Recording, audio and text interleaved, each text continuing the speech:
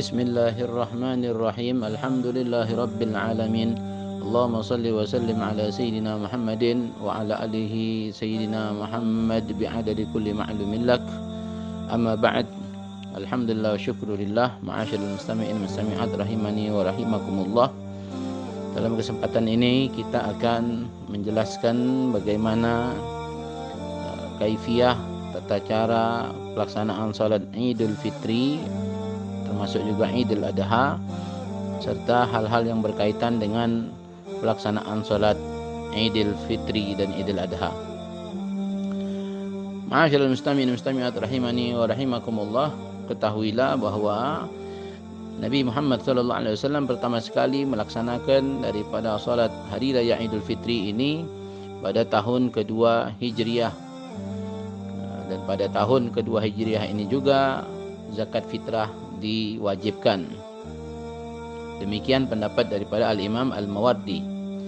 Kemudian dalil daripada kesunahan solat Idul Fitri dan Idul Adha adalah hadis sahih yang diriwayatkan oleh Al-Imam Bukhari, juga diriwayatkan oleh Imam Muslim, di mana ada seorang Arab Badui yang bertanya kepada Rasul sallallahu alaihi wasallam, hal alayya ghairuha ay ghairu salawatil khamsi? Qala la illa an tatawwa.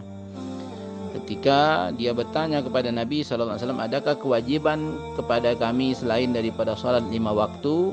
Maka Nabi sallallahu alaihi wasallam mengatakan tidak ada selain bila kamu menjalankan secara sukarela atau tatawwu, yaitu menjalankan menambah dengan salat-salat sunnah.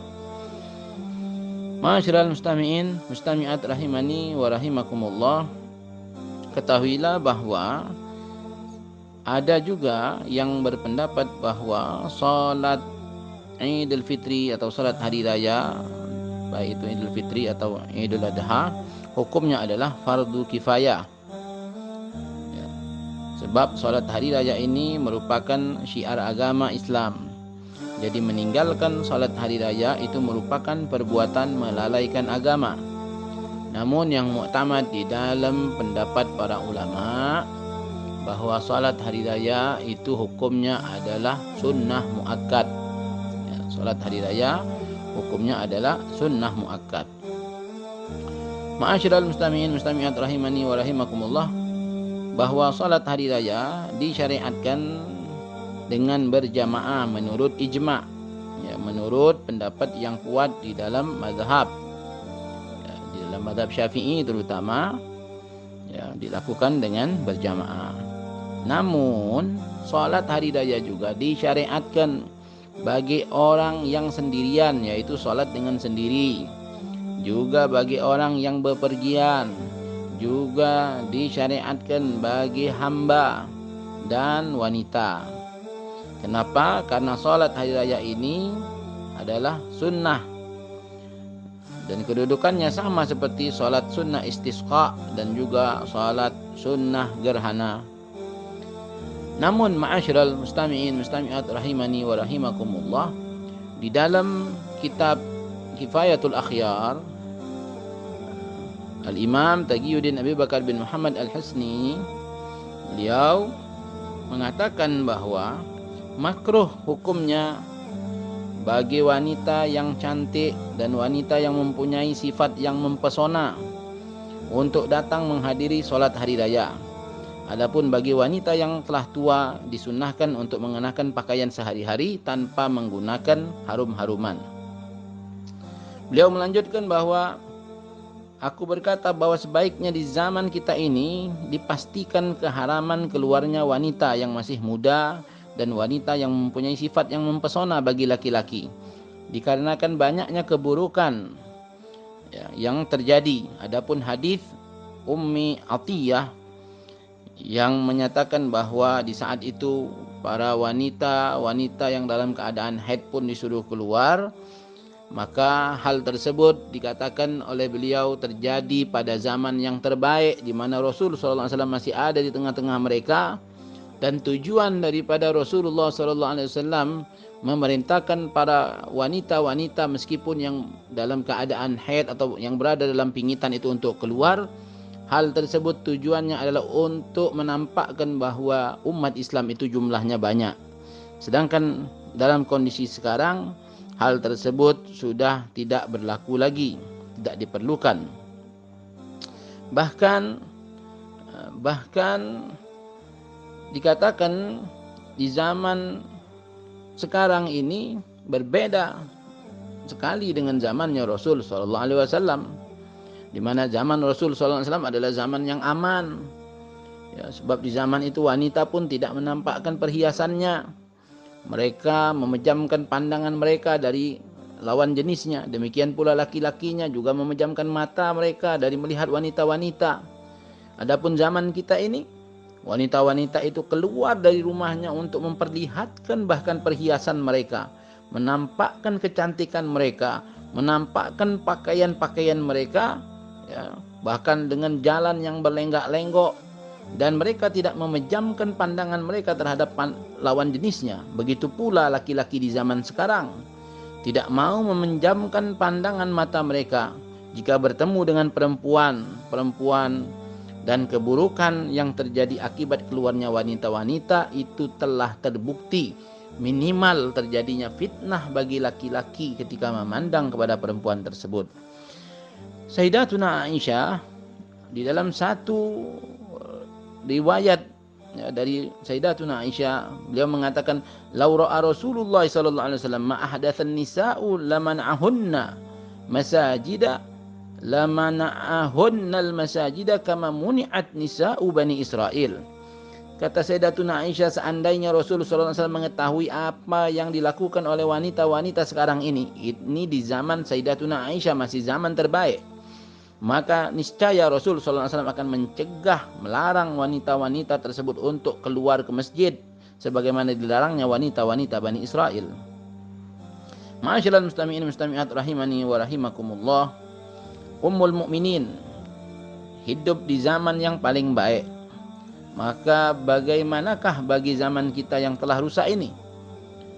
Selain Sayyidatuna Aisyah, juga banyak pendapat daripada para sahabat dan juga para ulama yang melarang wanita untuk pergi ke masjid, seperti Urwah bin Zubair, Al-Qasim dan Yahya Al-Ansari, Imam Malik dan Imam Abu Hanifah. Pada satu saat mereka juga melarang wanita-wanita untuk pergi ke masjid, dan di dalam kesempatan yang lain mereka memperbolehkannya.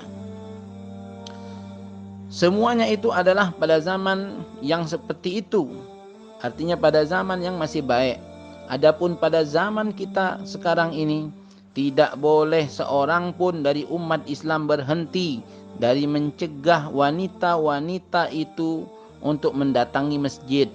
Karena kecuali orang yang bodoh dan sedikit ilmunya mengenai rahasia syariat, yang berpegang hanya pada zahir dalil saja.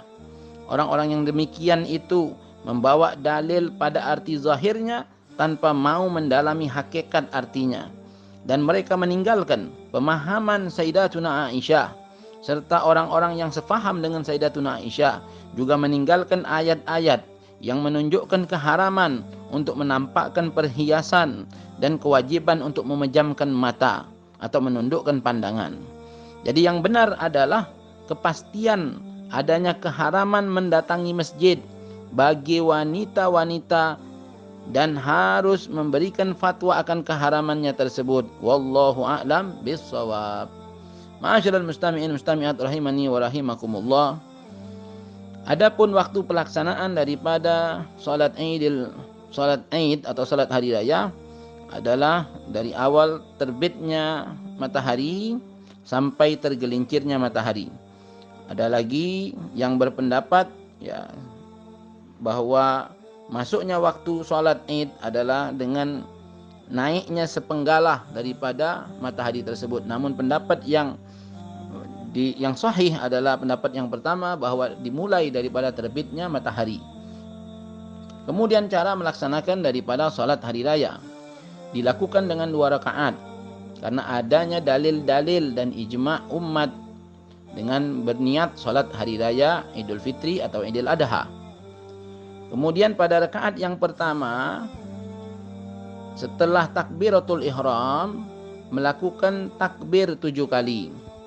Dan di antara takbir tersebut membaca al-baqiyatus salihah, yaitu mengucapkan subhanallah walhamdulillah wala ilaha illallah wallahu akbar.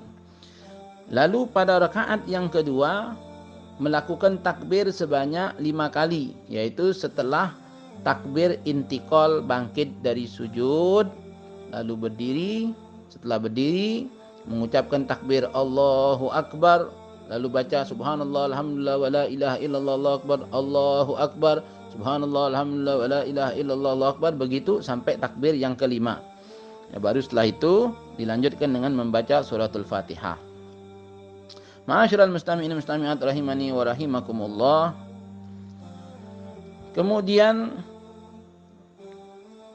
demikian itulah pelaksanaan salat, tata cara pelaksanaan salat Id atau salat hari raya yang dilakukan oleh Rasulullah sallallahu alaihi wasallam sebagaimana redaksi hadis yang diriwayatkan oleh Imam At-Tirmidzi dan juga disahihkan dan dihasankan oleh Al-Imam Bukhari. Kemudian ma'asyiral mustami'in mustami'at rahimani wa rahimakumullah, seandainya seseorang terlambat datang mengikuti imam sedangkan imam telah melakukan takbir sebanyak 3 kali, maka makmum tersebut tidak perlu menyusul ketinggalan daripada takbirnya.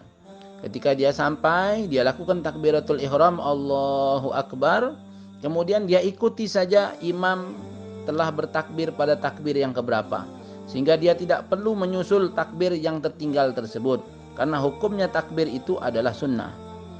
Bahkan jika seseorang sholat sendiri, dia lupa mengucapkan takbir yang 7 kali pada rakaat yang pertama itu, atau pada rakaat yang kedua 5 kali takbir tersebut dia lupa, dia sudah membaca suratul Fatihah, maka tidak disunnahkan, tidak dianjurkan dia untuk mengulangi takbir tersebut.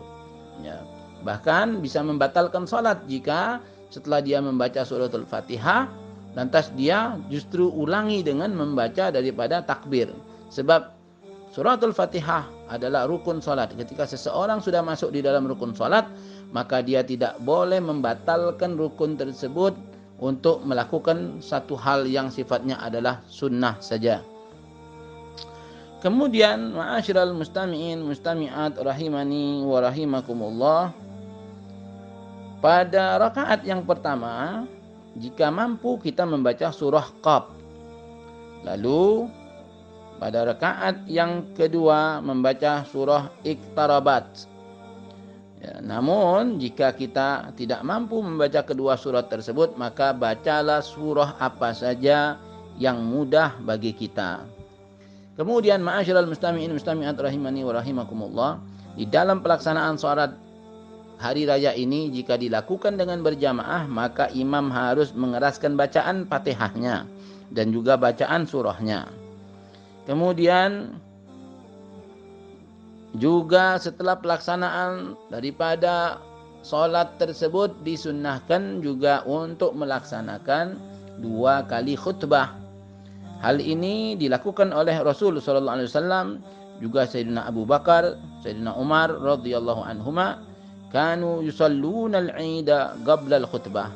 Jadi mereka para sahabat mengikuti akan Nabi Muhammad, contoh yang dicontohkan oleh Rasulullah sallallahu alaihi wasallam, mereka melakukan salat, ya, melakukan khutbah setelah salat.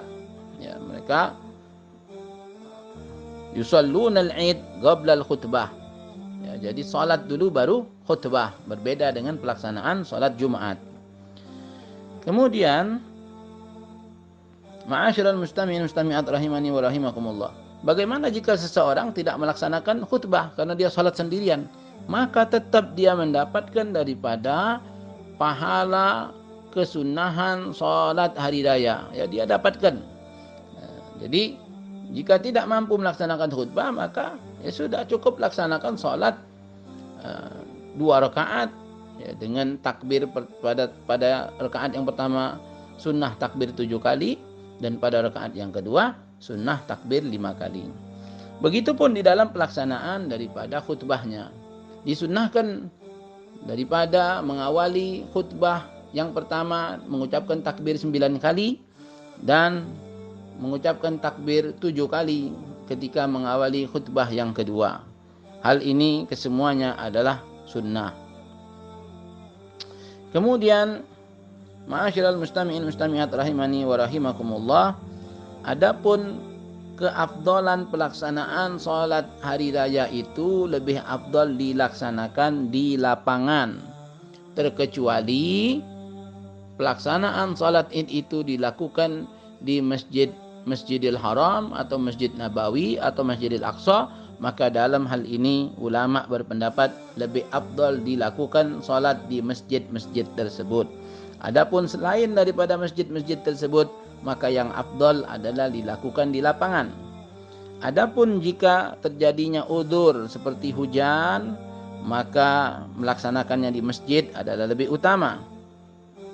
Namun jika tidak ada udzur, maka masjid itu sesak, maka pelaksanaan sholat sunnah lebih afdal dilaksanakan di lapangan jika masjidnya sesak. Tapi jika masjidnya tidak sesak, maka di masjid juga afdal. Kemudian bahkan ada yang berpendapat ketika terjadinya sesak di masjid, berdesak-desakan di dalam masjid, maka melaksanakan sholat Id di dalam masjid dalam kondisi itu hukumnya justru makruh. Ya, ada yang berpendapat bahwa hukumnya adalah makruh. Nah, oleh karena itu, maka melaksanakan sholat Id ini di luar masjid atau di lapangan itu lebih diutamakan ketika tidak ada udzur. Nah, ini di antara pembahasan yang berkenaan tentang sholat Idul Fitri atau Idul Adha, ya, sehingga kita bisa mengambil satu kesimpulan bahwa sholat Id itu boleh dilakukan dengan berjamaah ataupun dengan sendiri-sendiri, baik juga tetap disunnahkan baik bagi orang yang mukim ataupun bagi orang yang dalam keadaan musafir. Mudah-mudahan memberikan manfaat bagi kita semua. Wallahu a'lam bissawab.